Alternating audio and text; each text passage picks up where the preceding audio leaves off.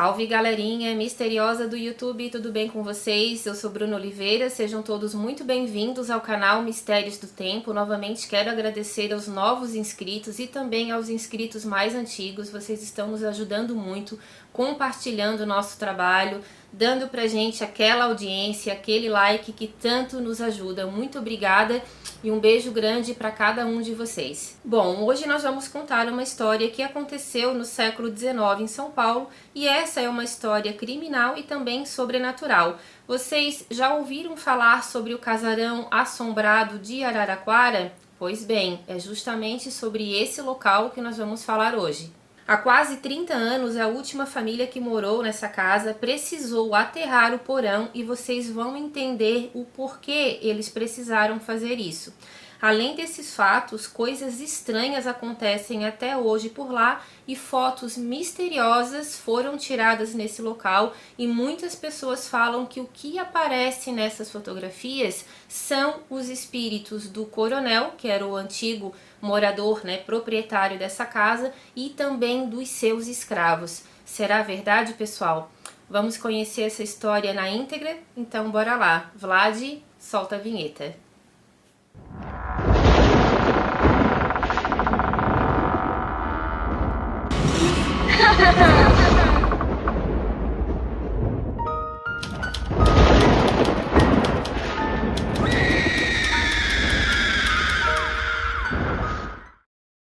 Essa história ocorreu em 1897 no interior da cidade de Araraquara, no assentamento Bela Vista, em São Paulo, e a parte sobrenatural gira em torno de um antigo casarão que pertenceu ao coronel Antônio Joaquim Carvalho.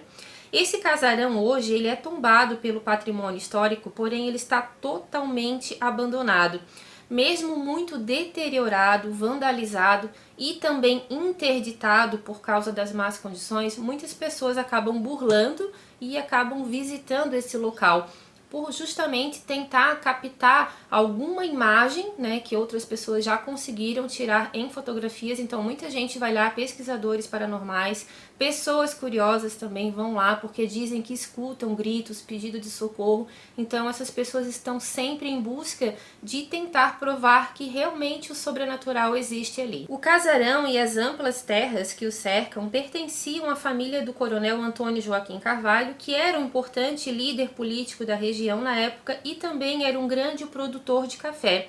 E é nessa casa, que era sede de uma fazenda que ele tinha. Na verdade ele tinha duas fazendas, então esse casarão ele funcionava como sede de uma dessas fazendas que o coronel tinha, e mais tarde essa propriedade foi vendida para terceiros e acabou se tornando então a sede de uma usina de açúcar. Essa história sobrenatural ela gira também muito em torno não só do casarão, mas também do espírito do coronel. Mas quem foi realmente esse homem?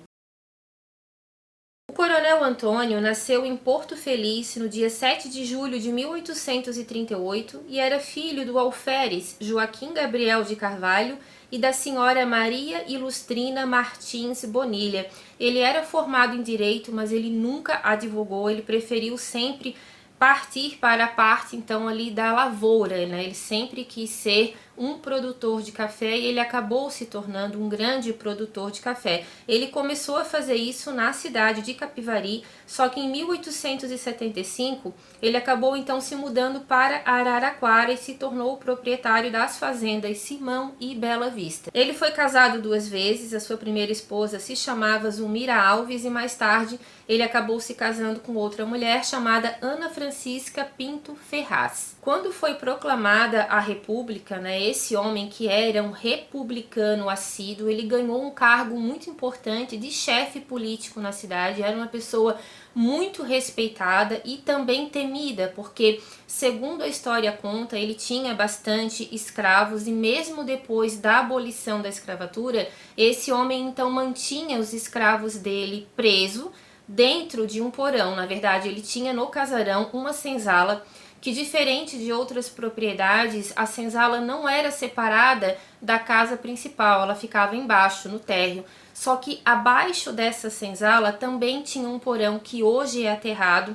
A última família que morou lá, como eu falei para vocês na introdução, precisou aterrar esse local e a gente já vai chegar né, no motivo de por que eles precisaram fazer isso. Então dizem que o coronel ele mantinha esses escravos acorrentados e amordaçados dentro desse porão, e que cada vez que um fiscal chegava ali para verificar alguma denúncia que havia sido feita, ele então deixava esses escravos em condições muito precárias, com bastante tortura aplicada também. Então dizem que ele acabava deixando eles escondidos nesse local. Nessa época, a guerra política, digamos assim, era muito acirrada, na verdade até hoje é. Então naquela época eram os republicanos versus os monarquistas. Então o pessoal que defendia os militantes monarquistas acabavam fazendo também bastante ataques ao coronel Antônio. Falando ali mais uma vez sobre o casarão, pessoal, no auge, né, da sua plenitude, essa casa era considerada uma estrutura muito requintada para a época, tinha cerca de 40 cômodos muito amplos e bem ventilados, diferente das senzalas, o que mostra também isso não era somente o coronel Antônio que fazia. Muitos senhores de escravos também tratavam, né, os negros como não sendo pessoas, né? Isso é uma coisa absurda, mas aconteceu infelizmente no nosso país. Então essa diferença de valores morais também era muito vista pela própria arquitetura da casa, porque as portas principais da parte de cima, que era a casa do senhorio, elas tinham cerca de 3 metros de altura, diferente das portas da senzala, que tinham cerca de 1,60 m. Como os escravos, muitos deles eram bem altos, eles acabavam então tendo que se curvar bastante para poder entrar nessa senzala, e isso na época já era considerado também uma forma de humilhação. Como eu falei para vocês, essa história ela também envolve um crime que ficou muito conhecido na cidade de Araraquara, e também muitas pessoas acabaram chamando na época essa situação de linchaquara. Esses fatos criminais que ocorreram, que eu já vou contar para vocês, eles acabaram então gerando também depois toda essa história que envolve o sobrenatural, porque algumas pessoas morreram nessa história de forma muito trágica. Eu já vou contar isso para vocês na íntegra, mas eu peço que, se vocês estiverem gostando da história, já deixem aquele like, que é muito importante para nós. Quem não for inscrito ainda no canal, pessoal, por favor, se inscreva. Se gostar do nosso conteúdo, compartilha, porque isso ajuda muito o YouTube a recomendar o nosso trabalho, e assim a gente vai poder passar mais tempo aqui com vocês. O coronel, como eu falei, ele era um líder republicano, e em contrapartida ele também tinha então como adversários os monarquistas. E esses monarquistas da época, eles tinham como líder um outro coronel chamado Joaquim Duarte Pinto Ferraz. Nessa época também morava na cidade um jornalista que era um militante monárquico chamado Rosendo de Souza Brito. Ele escrevia notas no jornal local chamado O Binóculo, e essas notas eram consideradas verdadeiros ataques ao coronel Antônio, e eles já estavam se tornando inimigos declarados. Nesse mesmo período em que o Rosendo escrevia essas notas para o jornal, ocorreu uma briga num bar local, e um dos envolvidos nessa discussão foi um homem conhecido como Chico Viola.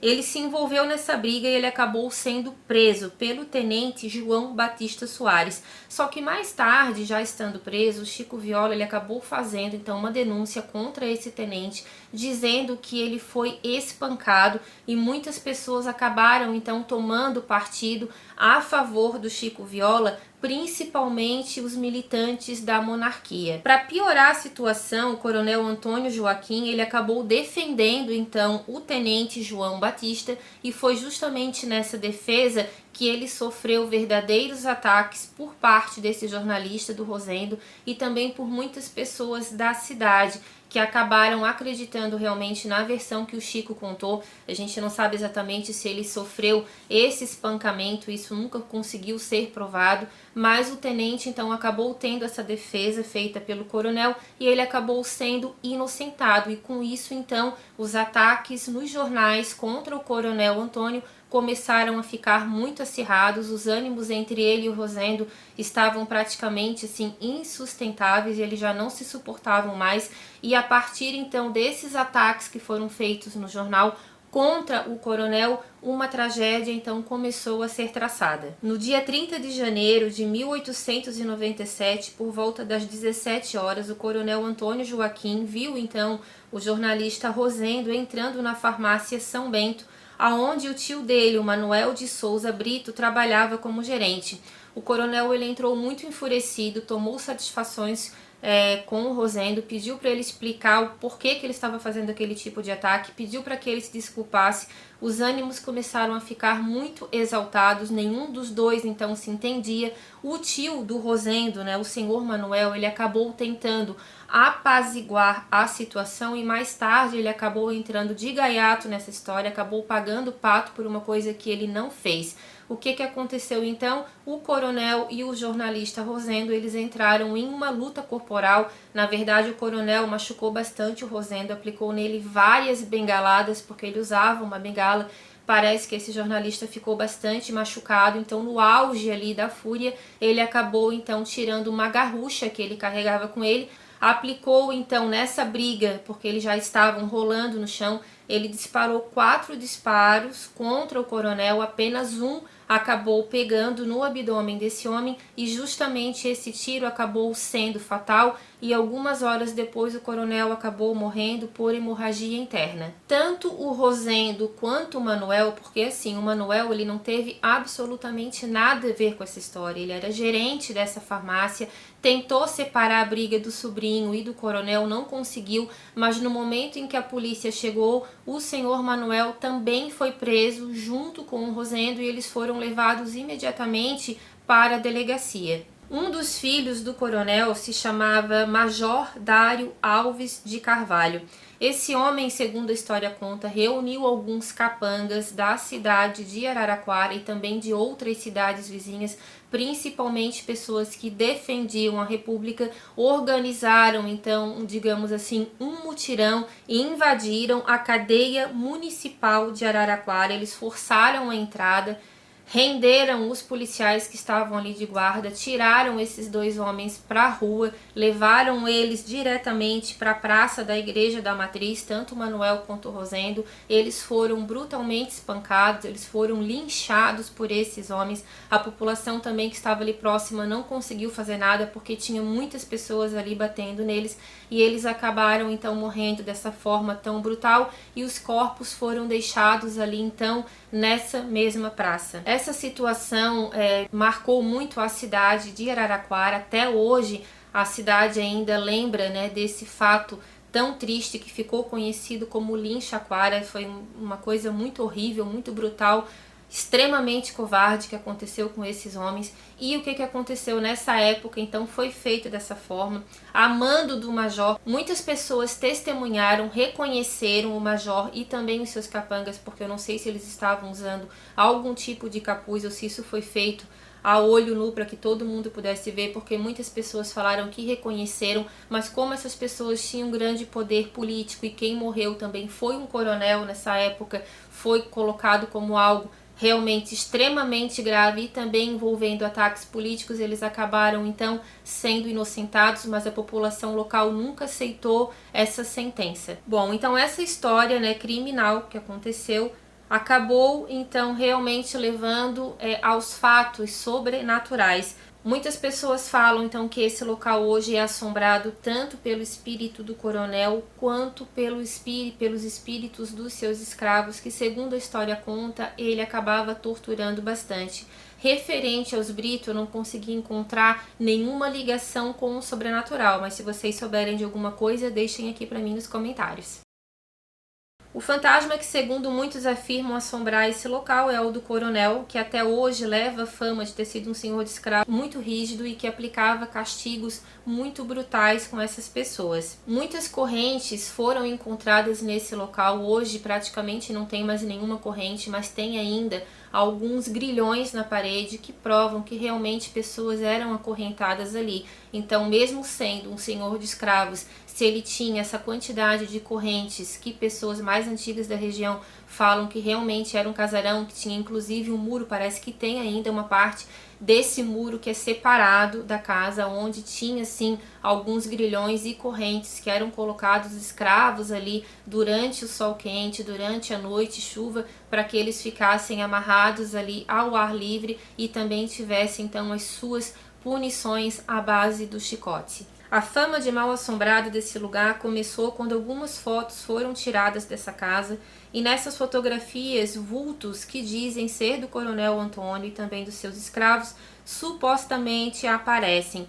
Antes dessas fotografias, os rumores já existiam porque pessoas que moravam próximas ali, porque mais tarde, durante um tempo, esse local ele também serviu de assentamento para moradores ali da reforma agrária. Então algumas pessoas acabaram morando nessa situação, nesse lugar, e muitos acabaram saindo dali porque diziam que não conseguiam dormir por causa dos gritos, dos pedidos de socorro, pedidos de água. Dizem que eram muitas pessoas que pediam água, que estavam com sede, que estavam acorrentadas, e essas vozes elas acabavam vindo da onde?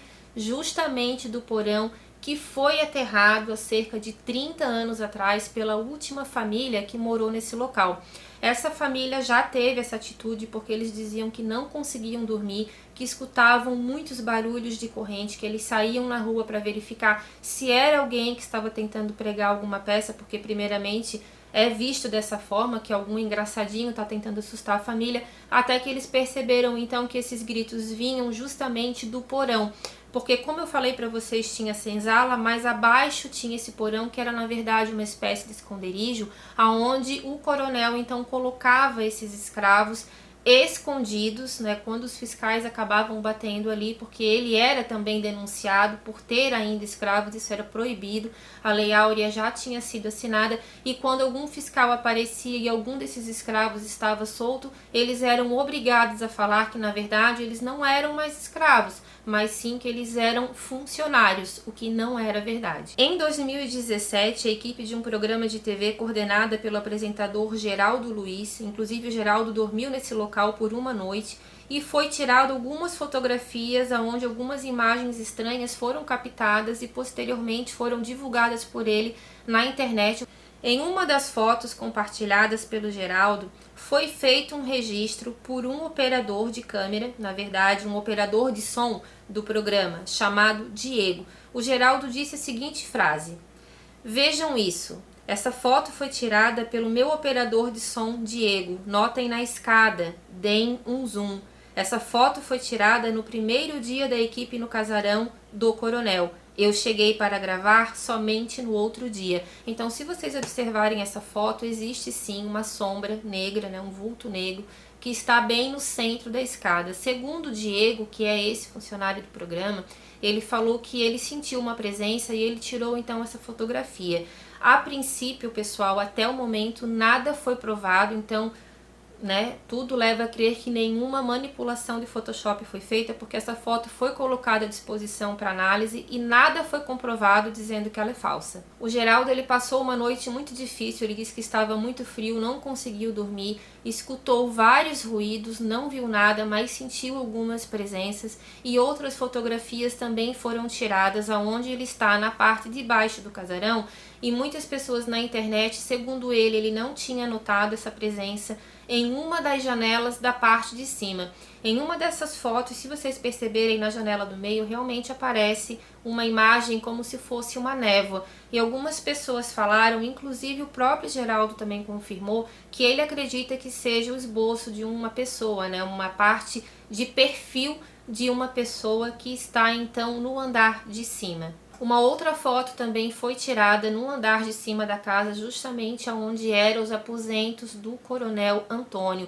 Só que dessa vez na janela, diferente da outra fotografia, apareceu um vulto negro que muitas pessoas falaram, pessoas mais sensíveis falaram que é o espírito do Coronel, que não conseguiu desapegar daquela época em que ele tinha tanto poder e também porque ele teve essa morte tão trágica. Então, para muitas pessoas, esse vulto negro que apareceu na janela, que era onde era o quarto do coronel, é justamente o seu espírito, e a princípio também essa foto não teve nenhuma manipulação. Um detalhe, muitas pessoas falaram que poderiam ser algumas pessoas da equipe que foram no andar de cima para tentar então forjar essas aparições. Porém, tem um detalhe, pessoal, o andar de cima desse casarão está totalmente interditado. Em 2017, quando foi tirada essa fotografia, já estava nessa situação, as vigas já estavam praticamente todas comprometidas, então provavelmente se alguém subisse ali, haveria sim um risco muito grande de desabamento, e o Geraldo garantiu que ninguém, até mesmo por questões de segurança, foram para o segundo andar dessa casa. Para mim, uma das fotos mais surpreendentes desse local foi tirada em 2013 por uma família que acabou visitando esse lugar. Essa foto, até ela não é uma foto digital, ela foi tirada ainda na época em que as fotografias eram por rolos de filme. Se vocês notarem, na parte de baixo do casarão aparece, para mim pelo menos, um vulto claro, e que lembra assim uma mulher de perfil. Quando essa foto foi tirada, as pessoas falaram que não viram nada, que não tinha ninguém no andar de baixo, mas que sentiram sim algo estranho, um vento muito gelado, uma presença, e acabaram tirando essa fotografia até mesmo para tentar pegar, né, alguma coisa estranha na foto, e realmente apareceu. Essa foto foi analisada e também nenhuma manipulação de Photoshop foi feita, e na minha opinião é uma foto onde sim foi captado algo sobrenatural. Não sei a opinião de vocês, respeito quem pensar o contrário, mas para mim foi uma foto muito nítida que algo realmente invisível aos nossos olhos ainda estava lá. Em 2014, um morador da região chamado Jailson Aparecido Nobre, ele disse em uma entrevista a seguinte frase: as últimas famílias que moraram aqui, e isso faz uns 20 anos, diziam ouvir pessoas chorando e pedindo água. As vozes, segundo elas, vinham de uma espécie de porão que ficava embaixo da senzala, utilizado para acorrentar os escravos.